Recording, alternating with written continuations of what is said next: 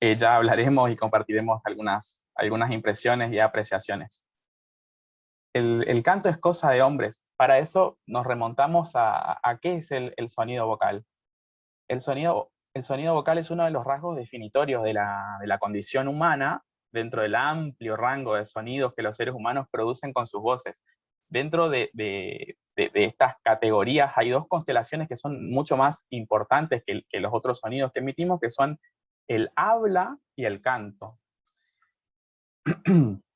Si bien usamos el mismo aparato fisiológico para producir estos sonidos, neuronalmente o neuropsicológicamente los mecanismos son muy diferentes. Por eso hay quienes pueden hablar con gran soltura o con una inteligencia social así del habla y no cantar y viceversa. Además de una comunicación de la condición emocional básica, el acto de cantar es portador de información acerca del grupo de pertenencia, tal como la edad, el género, el grupo social. Y acá viene el tema introductorio de que les hablaba que me encontré con estos chicos con el cambio, la muda vocal, los cambios drásticos de la voz, particularmente para el sexo masculino ocurre en la adolescencia. Entonces,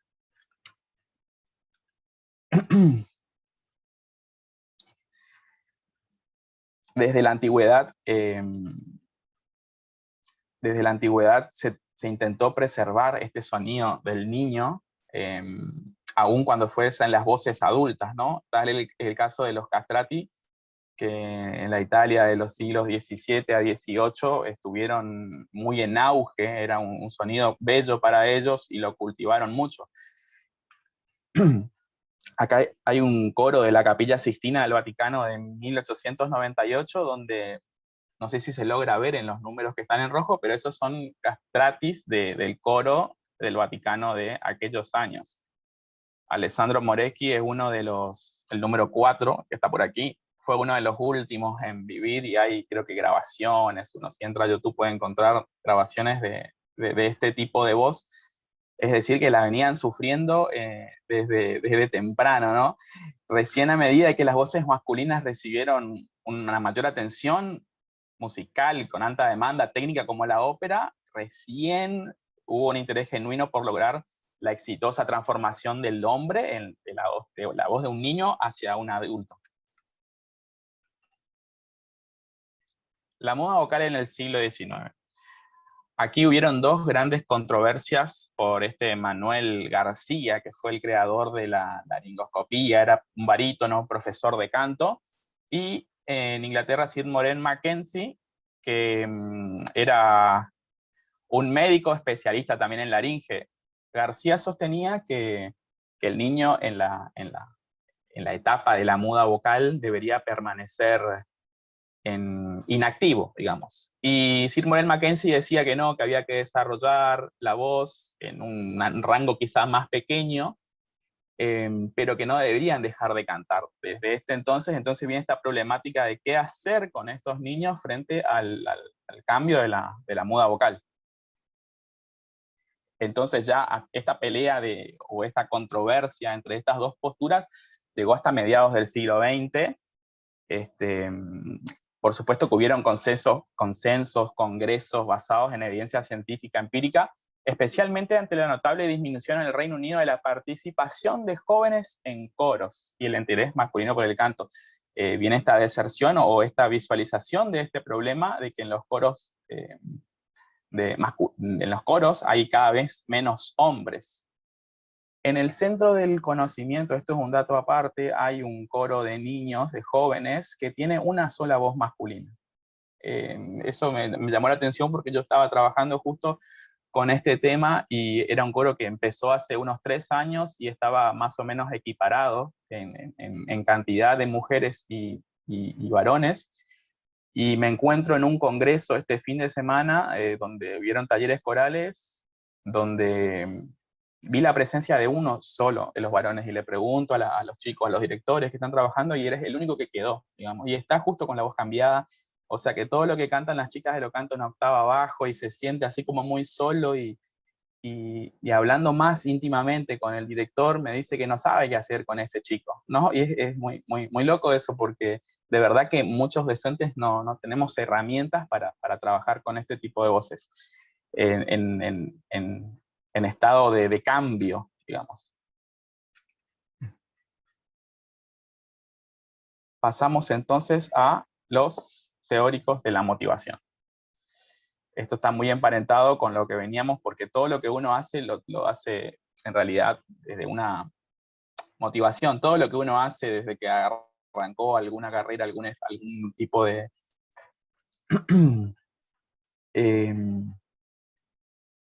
emprender algún tipo de conocimiento o búsqueda, empieza desde la motivación siempre. En este sentido, la investigación sobre los posibles yoes sugiere que los adolescentes, particularmente los varones, necesitan sentir que un posible yo es próximo y alcanzable para que haya algún efecto motivador. La teoría de la motivación basada en la identidad sugiere que las identidades específicas de un contexto se construyen dinámicamente a partir de señales sociales, las cuales pueden incluir género, edad, influencia de pares, estereotipos, la presencia de modelos a seguir. Estos jóvenes motivados, digamos, en general prefieren participar en comportamientos que son congruentes con su identidad, o sea, mostrándose motivados para perseverar ante los desafíos y las dificultades, mientras que tienden a desconectarse de situaciones desafiantes o difíciles cuando se requieren comportamientos incongruentes con dicha identidad. La teoría de la motivación basada en la identidad sugiere que las identidades específicas de un contexto se construyen dinámicamente a partir de señales sociales, las cuales pueden incluir, como bien dijimos, género, edad, influencia de pares, estereotipos, modelos a seguir.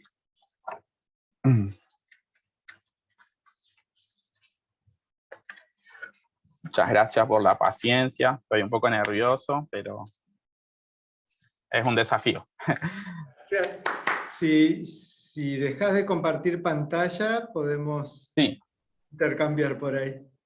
Bueno. ¿Tenemos todavía algunas diapositivas más? ¿O yo... Sí, hay algunas más, pero... Está bien, está bien. Pensé que... ¿Seguimos? Sí, seguimos, perdón. Ok. Pero mala mía. No, por favor.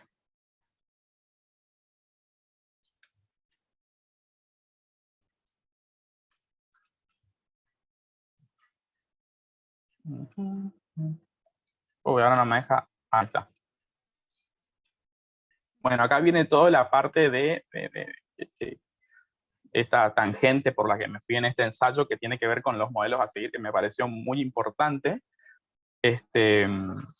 Nosotros como docentes debemos ser una especie de faro que ilumina la oscuridad de las posibilidades que ellos no tienen, ¿no? Entonces, estos modelos a seguir, como decían estos autores, Freer, esta Cosa, esta Zimmerman, que hablan de esto de los modelos a seguir que son próximos y alcanzables, estos ejemplos deben ser para ellos posibles realmente, ¿no? Los ideales que son así como inalcanzables para ellos no les sirven mucho.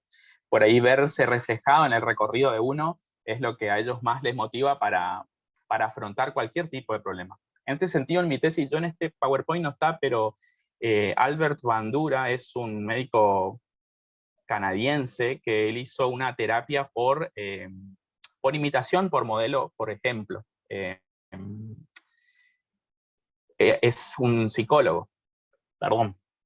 Él lo que hace en sus terapias es, con sus pacientes, les muestra al paciente a una persona enfrentando el mismo tipo de problemas. Por ejemplo, ¿le tenés miedo a las serpientes? Él pone un actor que no sabe, que el paciente no sabe que es un actor y lo ve con sus mismos miedos enfrentando una serpiente para que el paciente se vaya como aprendiendo del otro y lo enfrente. Interesantísimo la terapia de Bandura, porque realmente le ayudó a mucha gente a librarse de muchos traumas. Seguimos. Acá voy a enumerar una serie de estudios que hablan sobre los modelos a seguir, así que, bueno, tenemos el primero de Brian Zimmerman, que modelos a seguir y resultados psicosociales entre los adolescentes afroamericanos. Esto es de una revista de investigación sobre adolescentes, que habla sobre un estudio de 679 adolescentes que evidencia que los varones sin modelos masculinos a seguir y las mujeres cuyos modelos masculinos son solo sus hermanos o familiares, presentan más dificultades en términos de logros académicos, mientras que la presencia de modelos femeninos estaría ligada a un mayor nivel de bienestar psicológico. En el caso de este estudio con estudiantes afroamericanos, los autores concluyen que tener a alguien a quien admirar y emular es fundamental para el desarrollo de estos jóvenes. Después tenemos el estudio de Dorton, la influencia de los modelos masculinos sobre la identidad de género y la identidad del grupo de referencia entre los adolescentes varones, de nuevo, ¿no? Siempre esta temática de los varones en la adolescencia, en el cambio. Este estudio habla sobre las estructuras sociales. Dice, no existen de manera autónoma de los humanos. Las estructuras sociales no existen de manera autónoma de los humanos. Más bien, a medida que participamos en la acción social, simultáneamente ayudamos a crear las estructuras sociales que facilitan o limitan la práctica. Muchas de nuestras reglas de género no se verbalizan, sino que aprendemos por medio de la observación, ¿no? Qué interesante esto, es verdad, es como uno se pone en retrospectiva y de verdad muchas cosas que uno tiene en la cabeza por ahí son cosas que uno observó o vio, pero que nunca se hablaron, al menos no inmediatamente en el entorno de la casa. Aquí los investigadores se han centrado en evaluar cómo se definen nuestros roles de género y si nuestras elecciones están innatamente relacionadas con nuestro sexo biológico o si nuestras elecciones se ven más afectadas por el mundo que nos rodea. Los roles de género influenciados por la etnia, la cultura, la educación y la condición socioeconómica son internos, complejos y aún están sujetos a una variedad de lógicas que se forman dentro de varias relaciones construidas a su vez en un determinado contexto histórico. Si bien complejo, digamos, no es solo una cuestión de un solo ítem, el que condiciona a veces es un montón de reglas que son súper complejas, que va desde las diferentes culturas y las diferentes cosas que uno observa, ¿no?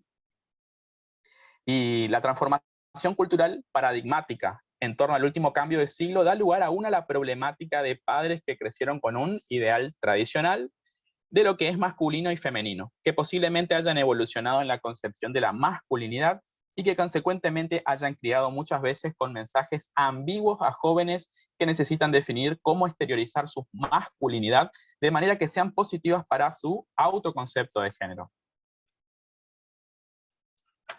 Tenemos el estudio también de Rod Firestone, Rudson, Bart Michael.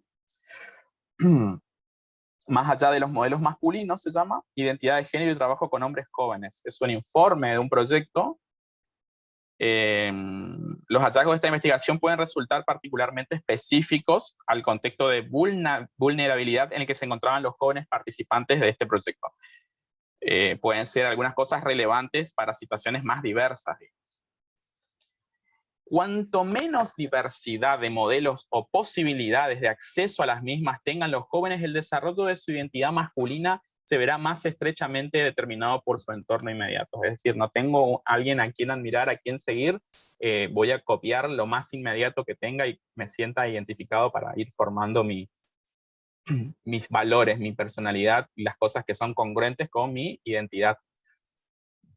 Espacios en los que se puedan encontrar consejos prácticos, apoyo emocional, respeto, confianza, solidez, una sensación de cuidado y compromiso y la posibilidad de construir relaciones sanas, aun cuando no provean lo que estrictamente pueda reconocerse como modelos, resultarán propicios para desarrollar, co-construir y negociar nuevas identidades masculinas positivas. Ahora para el otro lado. El estudio de Lowe, modelos a seguir de géneros y decisiones profesionales tempranas. Esto es una serie de documentos de discusión del Instituto de Economía Laboral. Súper interesante también al momento de realizar elecciones de carrera, la identificación de la y de los estudiantes con docentes de su mismo sexo en los espacios curriculares afines.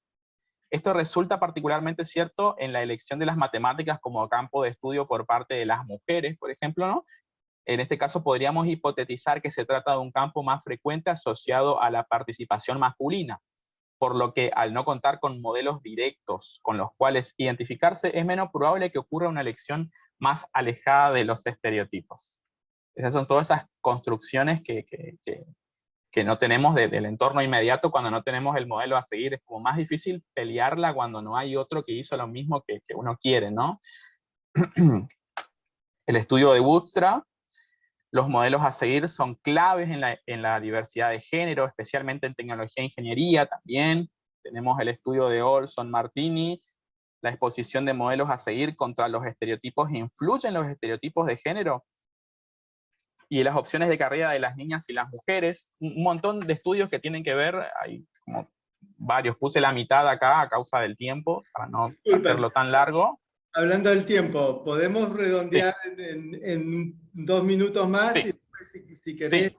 abrimos a Sí, sí, sí. Gracias. Por supuesto, por supuesto. Lo que me parece importante es esto de los problemas que han contribuido al fracaso por ahí para abordar el tema de la renuncia del niño a cantar, que es el tema por ahí que me trajo a mí. Se enumeran 4. Hay un enfoque en la fisiología y el cambio de voz, que ha ignorado los elementos psicosociales de la vida escolar. En segundo lugar, la investigación desde una perspectiva feminista crítica ha sido invaluable para descubrir las desigualdades de poder de género experimentadas por las niñas, pero ignorando en gran medida los problemas de género experimentados por los varones en la educación musical. En tercer lugar, los métodos corales tradicionales han presentado soluciones a la renuncia de los niños a cantar basadas en la masculinización del canto, y esto puede haber exacerbado el problema por el tipo de enfoque, ¿no? La investigación existente en esta área se ha centrado en la renuncia de los niños a cantar, ignorando los éxitos de los niños que han persistido en cantar. Eso me parece súper interesante porque es verdad, a veces uno mira como qué es lo que falla y hay que ver también lo que está funcionando para ver qué podemos sacar de ahí. Y conclusiones y reflexiones. La identidad de género, en tanto una construcción cultural fuertemente determinada por las expectativas, se asocian y tienden a diferentes sociedades y culturas a lo largo del tiempo. Asimismo, la sexualidad en esencia, una construcción que es conductual, conlleva asociaciones de valores sociales que definen identidades. De este modo, la congruencia de género se describe como la medida en que los atributos y el comportamiento personales descritos de un individuo se ajustan a las expectativas sociales por el género que tradicionalmente se prescribe para su sexo biológico dentro de esa sociedad. En la sociedad occidental, la sexualidad es subordinada, es decir, aquellas sexualidades que no sean heterosexuales y los comportamientos y elecciones que se perciben como incongruentes con el género, en alguna circunstancia tienen implicaciones sociales negativas. En ese sentido, el canto no construye ni defiende la masculinidad, por lo tanto encarna la incongruencia de género y atrae etiquetas homofóbicas. Esto tiene que ver mucho con esta construcción de las diferentes culturas y los contextos. Por suerte, esto está cambiando cada vez más y quería traer este tema para ver que se puede hacer alguna reflexión, algún aporte y seguir pensando en esto. Muchas gracias.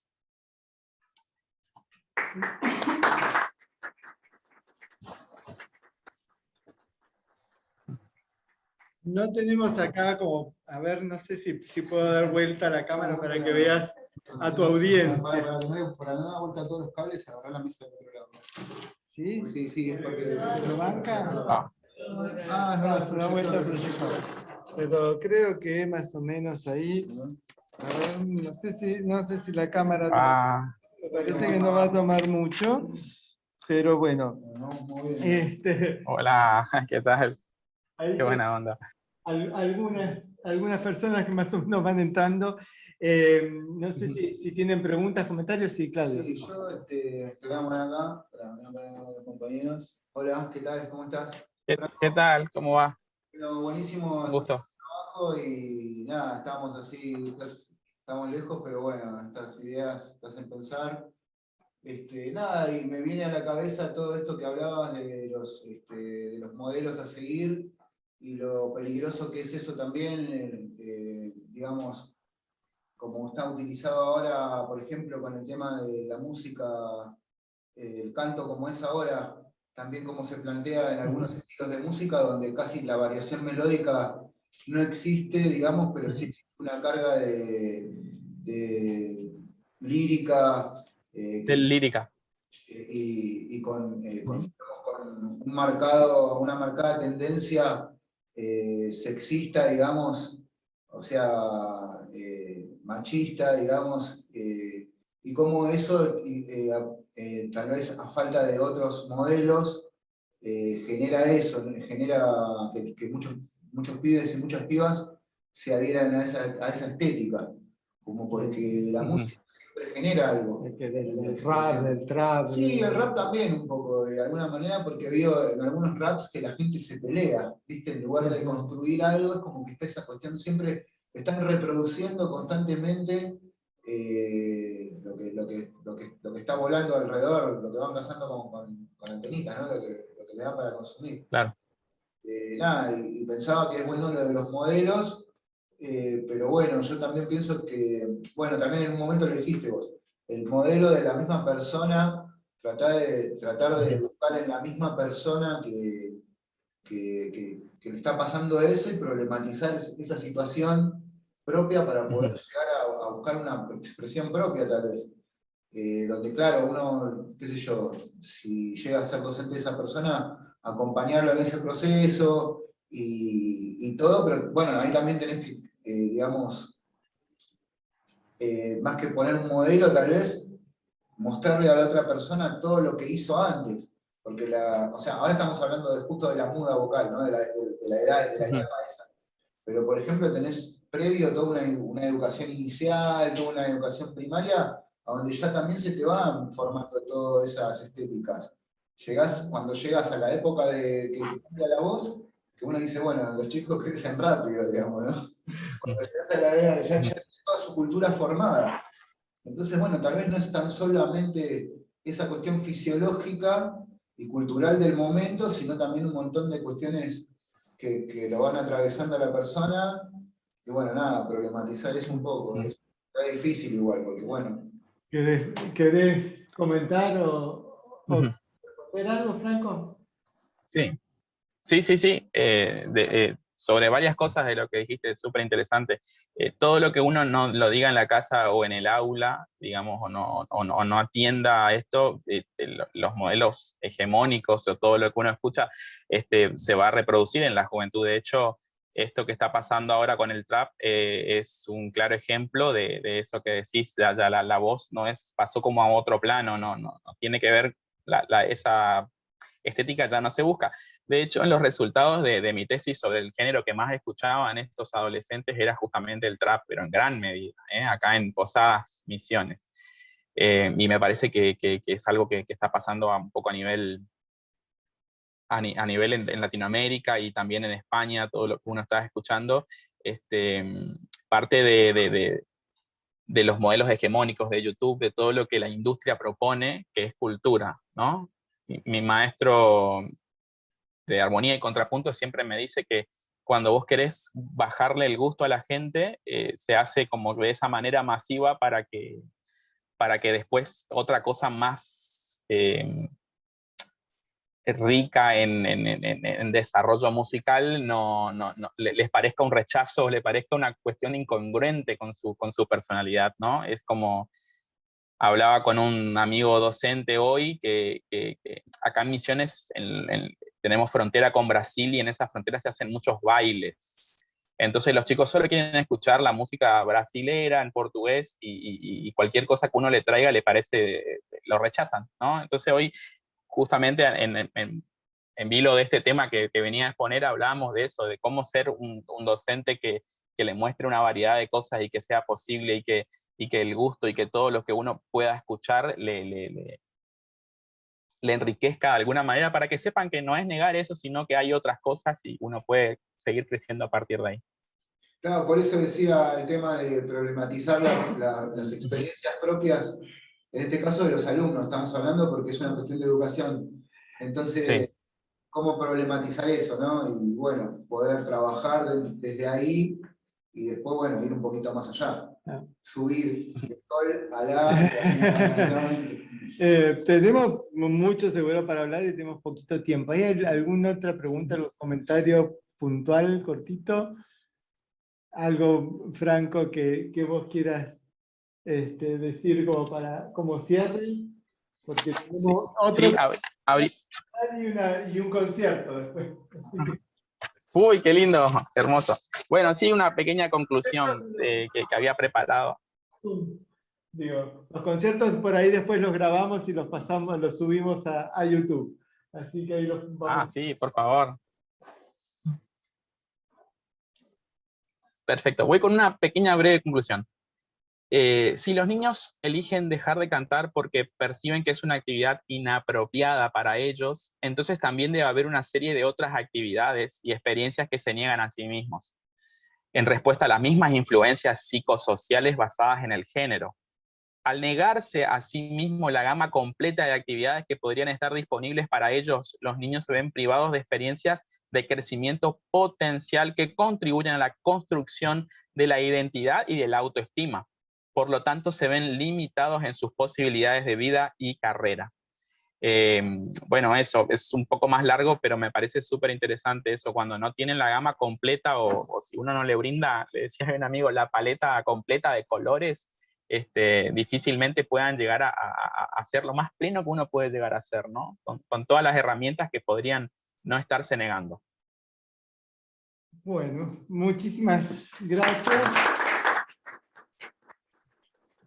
Gracias a ustedes, por favor. Voy a dar vuelta a la computadora otra vez. Obviamente que seguimos con vos invitado Sí, me quedo. A participar y vamos a seguir con nuestro próximo trabajo. Ahora es el momento en que uno quiere cambiar rápido toda la tecnología y nos sale todo rápido. Pero ahí vamos. Ahora ajustamos. A ver, voy a hacer yo esto siguiente.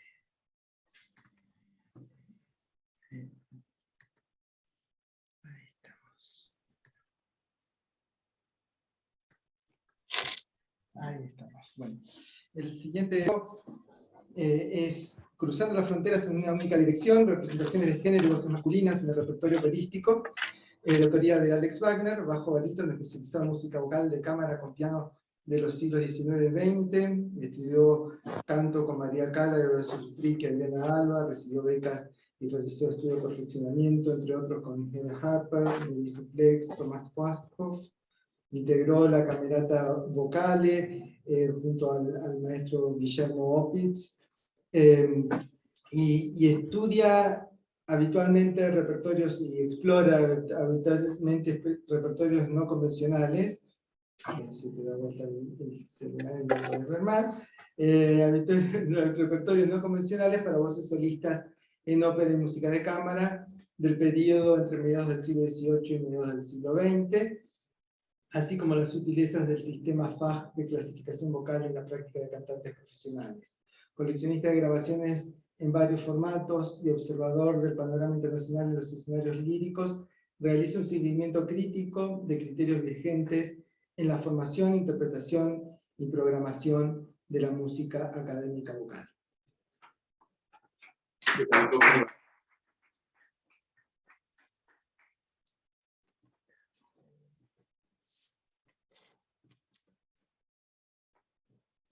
Bien ahí, vos decís, sí.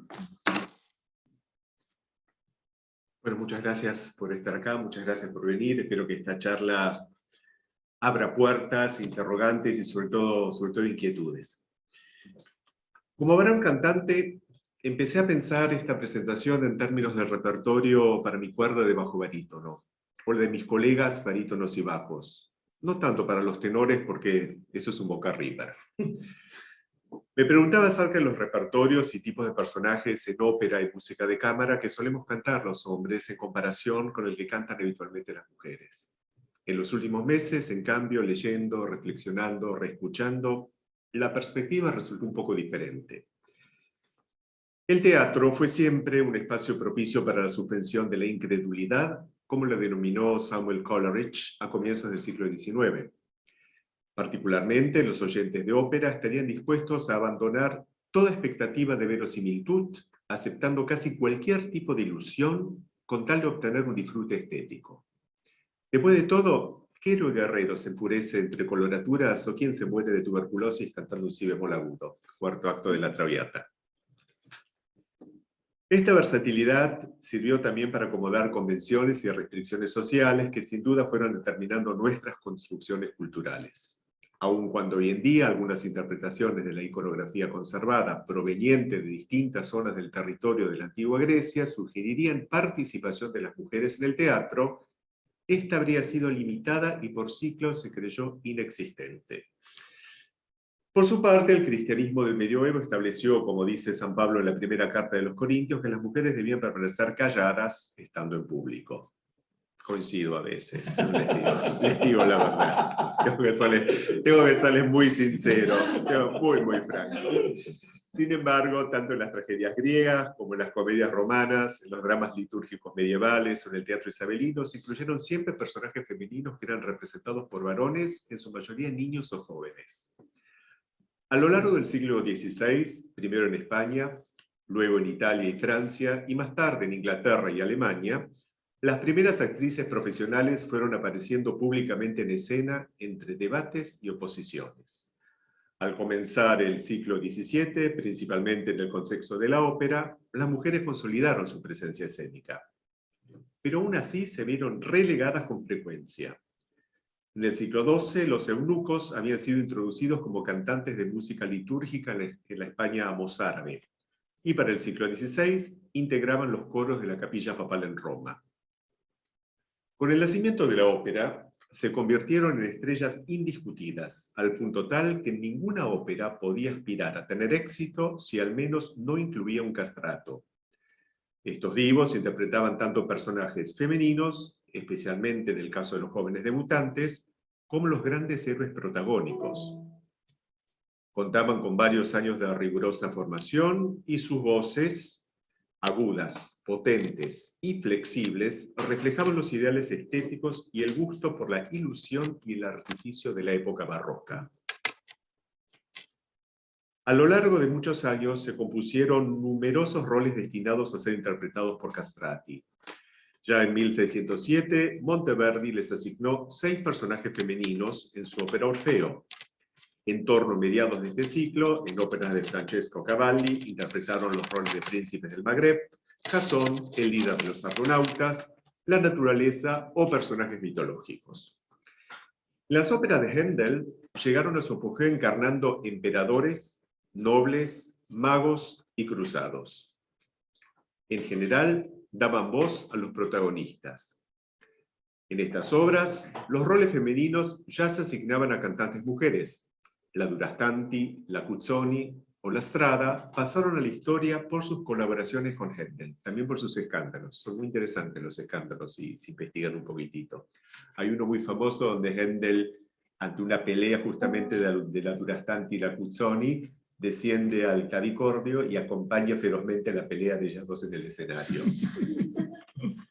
Sin embargo, tanto Gluck en su Orfeo de Eurídice de 1762 como Mozart en la primera versión de Idamante en el Idomeneo de 1781 compusieron todavía para estos asombrosos cantantes castrati en sus registros de contralto o de soprano.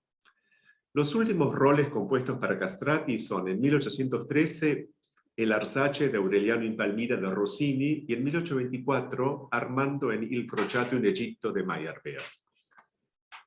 Pasada la mitad del siglo XVIII, Clemente XIV prohibió la castración y las voces femeninas graves comenzaron a reemplazar a los castrati.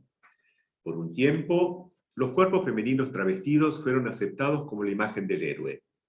Pero con los cambios sociales y políticos fundados en los ideales de la Revolución Francesa, las óperas pasaron a representar emociones y situaciones humanas más reales y de manera más verosímil.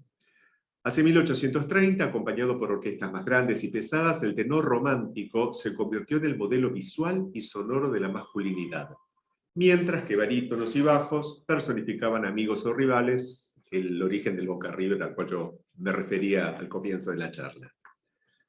Posteriormente, la recuperación del repertorio de los siglos XVII y XVIII, junto al desarrollo de la interpretación históricamente informada, llevó a prácticas interpretativas que asocian, hoy en día, la representación de hombres heroicos con las voces agudas de contratenores y sopranistas, un verdadero fenómeno vocal de los siglos XX y XXI.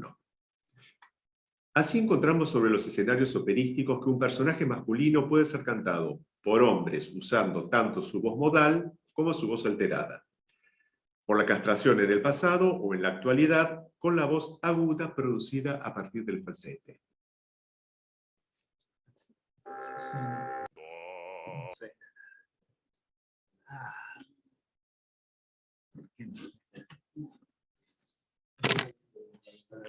Sí, lo conecté allá. El proyector tiene parlante, pero se me oye muy bajito.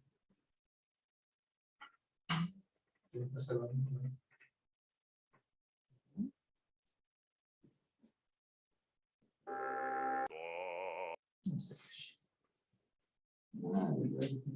Tenés un montón de ejemplos. Sí. A ver. Ah.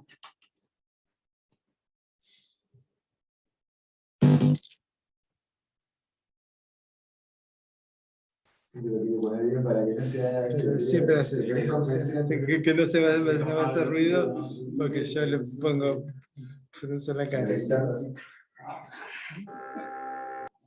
Ahí empezó a salir por allá. Se empezó a salir por ahí. Está saliendo ahí. Entonces, Entonces, empieza a salir por allá. está bien. Muy bien. Acá. Salir de audio.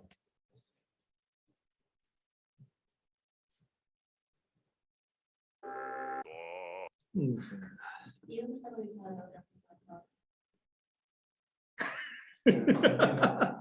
¿Y dónde está conectada la otra punta del cable? Sí, está bien, ahí, acá. No, está bien, está bien, está bien. Pensé que todo eso. ¿Acá está sonando? Bueno, vamos a contar los ejemplos al principio. Finalmente salió. Esto no tenía muy alto. Sí, esto no tenía muy alto volumen.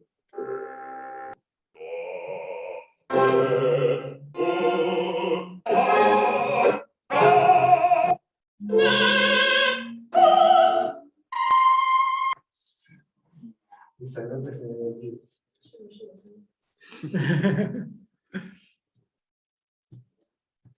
Dentro de este enorme rango pueden representar un dios, el diablo, un caballero o un delincuente, un hombre enamorado o un famoso emperador, por mencionar solo algunos tipos.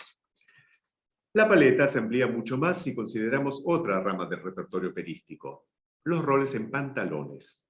Como decía antes, prohibida la castración y todavía con el ideal sonoro de los protagonistas en registros agudos, resultó habitual la interpretación de roles masculinos por parte de mujeres travestidas.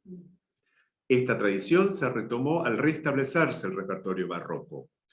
Ante el dilema de transponer las partes para que las canten varones con voces inalteradas o mantener la tesitura recurriendo a voces femeninas, y hasta tanto se desarrolló suficientemente la técnica de los contratenores para abordar las demandas de virtuosismo, las audiencias volvieron a familiarizarse con las mezzos luciendo vestuarios masculinos. La idea de travestismo, sin embargo, no necesitaba ser recuperada. Ya con algunos ejemplos dentro del mismo repertorio barroco, otra práctica habitual dentro de la ópera y a lo largo de los siglos, es la de representar hombres jóvenes, generalmente, aunque no siempre, subalternos con voces femeninas. La lista que vemos en la imagen, aunque representativa, no pretende ser exhaustiva, e incluye 26 roles compuestos en un periodo de unos 200 años. Y resulta más extensa, si agregamos dos personajes, entre los más destacados de la historia de la ópera: el querubino de las bodas de Fígaro de Mozart y el Octavian del Caballero de la Rosa de Richard Strauss. Se trata de cantantes mujeres travestidas para interpretar un personaje masculino, que por vicisitudes argumentales, en algún momento de la representación, se hacen pasar por mujeres. También en algunas óperas, acá ya incluyo 6 personajes femeninos protagónicos, interpretados por cantantes mujeres, se travisten como hombres. Las formas de representar personajes masculinos, adoptadas por los creadores, casi sin excepción, varones libretistas y compositores, han sido variadísimas. Parece que solo con decir que se trata de un hombre y mostrarlo con un vestuario y un lenguaje corporal más o menos acorde con algunas representaciones del género masculino, los espectadores no ofrecerán reparos ni cuestionarían su verosimilitud. Pero ¿qué sucede al momento de crear personajes femeninos? ¿Hasta dónde se extienden los ideales de esos mismos varones creadores? ¿Cuáles son las alternativas que el público no encontraría disruptivas? Con la excepción de los teatros en los estados pontificios, donde la prohibición de la participación femenina se sostuvo de manera estricta hasta finales del siglo XVIII, cantantes mujeres fueron asumiendo rápidamente todos los roles femeninos desde el surgimiento de la ópera. En Roma, estos roles siguieron siendo interpretados por castrati, y en algunas puestas recientes de óperas de Leonardo Vinci, Artaserse en una grabación de 2012, Alessandro Nell'Indie en el Festival Bayreuth Baroque del mes pasado, a no confundir con el Festival Wagner de Bayreuth, casi con aires de exotismo, un grupo de contratenores liderado por Max Emanuel Cencic asume la totalidad de las partes masculinas o femeninas. En el resto del repertorio casi no existen personajes femeninos que, sin dar lugar a sorpresas u objeciones, puedan ser interpretados por hombres, mucho menos con sus voces modales. Apenas encontramos algunas rarezas. En la ópera de Monteverdi, L'Incoronazione di Popea de 1643, la parte de la nodriza, Arnalta, estrenada por un castrato contralto travestido, podría haber sido compuesta tanto para una contralto como para un tenor agudo, específicamente una voz alta y liviana de haute contre, más parecida a la de la mujer. Nicolas Harnoncourt, el director de orquesta, sostenía este criterio.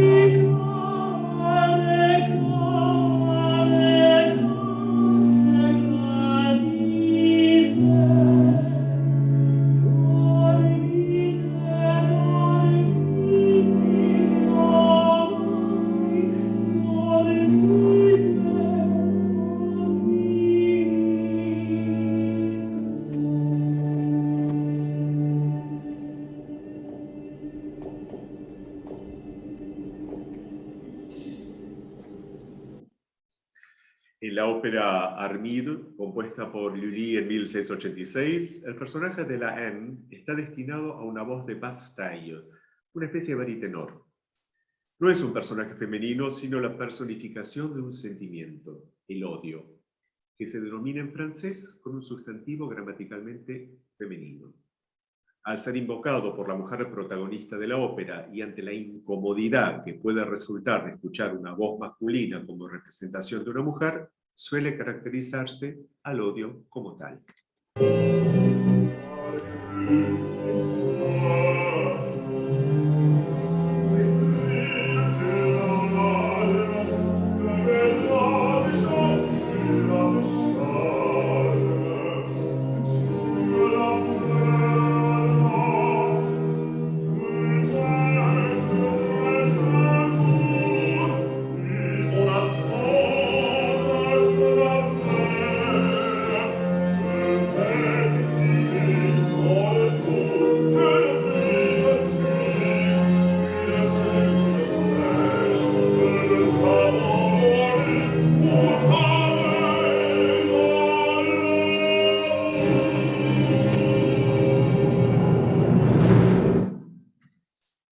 El rol protagónico del ballet Buffon Platé, musicalizado por Rameau en 1745, es una ninfa de los pantanos, fea y enamoradiza, destinado también a una voz masculina.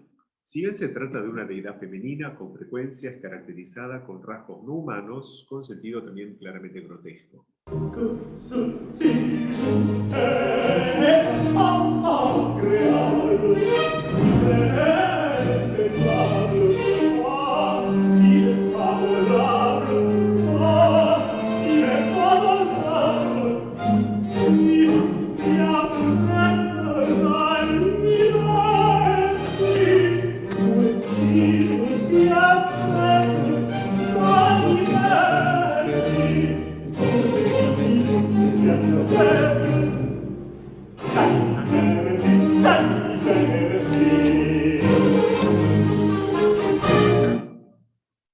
Bueno, dale, sí, me corté.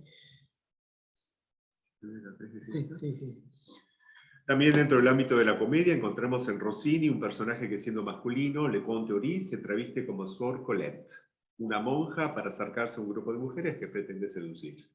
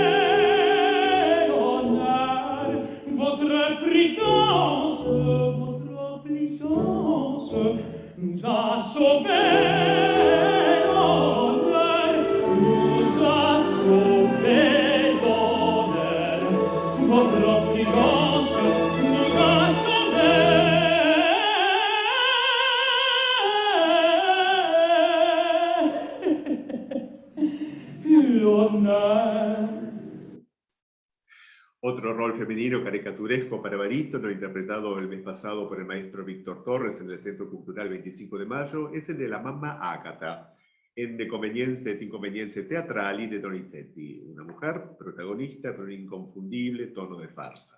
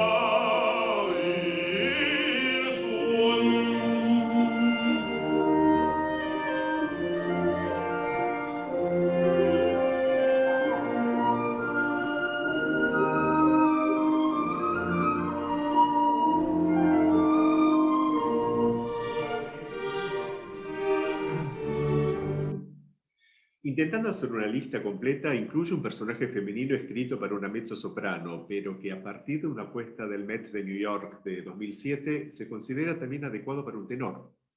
La bruja de la ópera Hänsel und Gretel de Humperdinck de 1893. Un personaje femenino, aunque no originalmente pensado para una voz masculina y si no grotesco, definitivamente malvado. So hop, hop, hop, galop, lop, lop, you lazy oaf, be off, you sloth.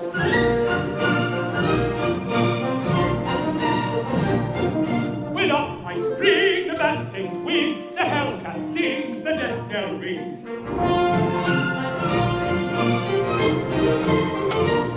My tongue's on heat to taste the sweet and melting tweet of children's meat.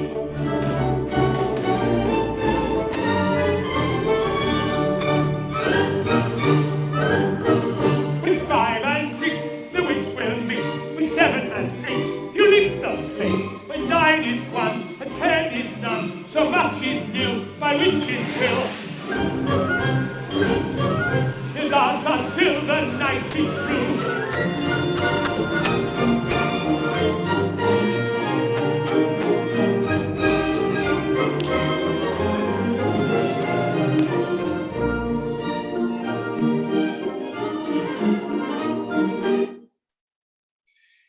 séptimo y último papel de la ópera El amor por tres naranjas de Prokofiev, basado en un cuento de hadas, es la cocinera.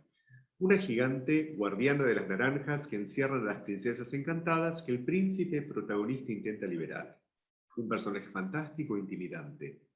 La idea de que existe una incongruencia entre su género femenino y su registro vocal de bajo resulta evidente aún en el contexto de suspenso en que se inicia la escena en la reacción espontánea de la audiencia ante la primera nota.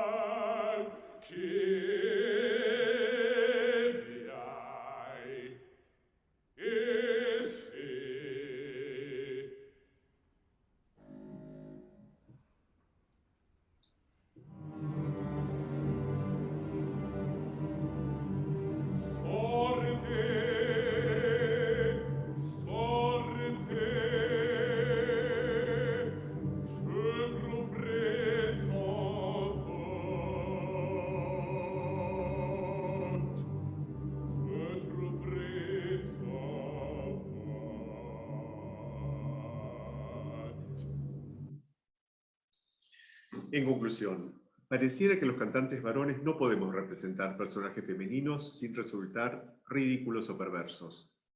Tal vez en el marco de un nuevo paradigma que tiende a aceptar y valorar una diversidad de identidades de género y sexualidades, vemos un cambio en la inclusión de áreas de personajes femeninos en espectáculos y recitales, de jóvenes sopranistas, como el venezolano Samuel Mariño o el brasileño Bruno de Sá.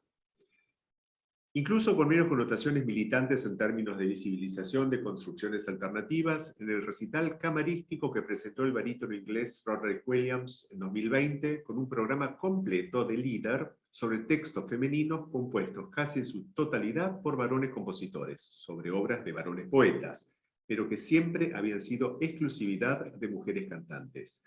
O en la grabación del año pasado del tenor Karl Gazarosian cantando líder y melodía con características semejantes bajo el sugestivo título J'aurais voulu être une chanteuse. ¿Acaso sigue siendo una provocación que un hombre ponga su voz cantada al servicio de la representación de una mujer? Muchas gracias.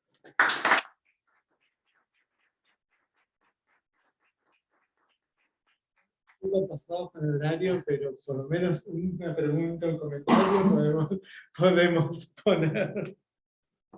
Muy interesante, no lo había pensado nunca, la verdad, y gracias. No, por favor, al contrario, un placer.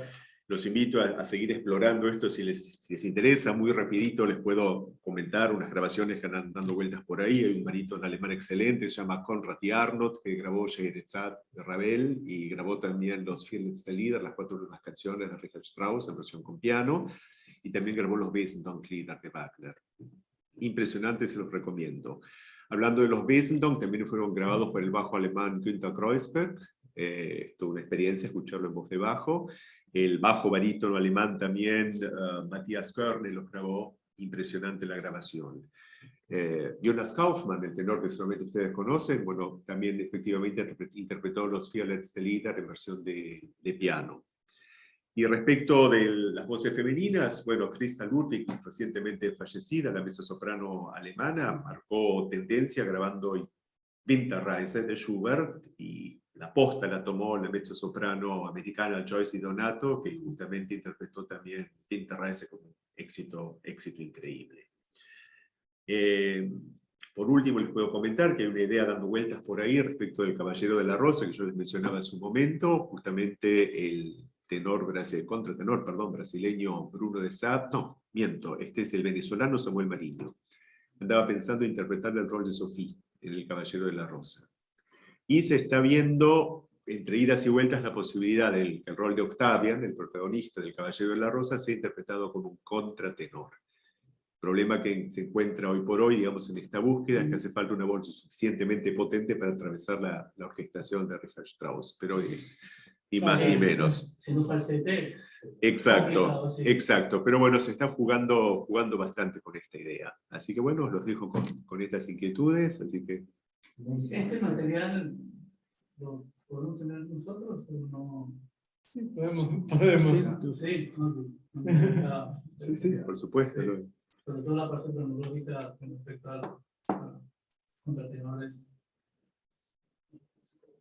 Por supuesto, no puedo despedirme sin hablar de Franco Fagioli, el argentino, que hace un carrerón internacional y realmente un verdadero fenómeno vocal.